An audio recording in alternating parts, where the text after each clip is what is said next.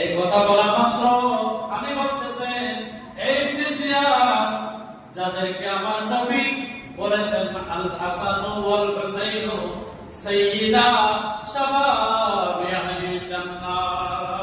সুবহানাল্লাহ। যাদেরকে আমার নবী বলেন আল হাসান ওয়াল হুসাইন, হাসান এবং হুসাইন মিন শাবাবি আহলিল জান্নাহ, জান্নাতের মধ্যে যুবক যারা আছে প্রত্যেক যুবকদের সরদার। ওই সরদারের পক্ষে বিপক্ষে চলে যাচ্ছ, তাহলে তুমি আমাকে কেন সুখ দিতে চাচ্ছ? ওনার সাথে অনেক তর্কে ব্যবহার করে হানি ইবনে আরওয়াকে সর্বপ্রথম কতল করে দিয়েছে। ইন্না লিল্লাহি ওয়া ইন্না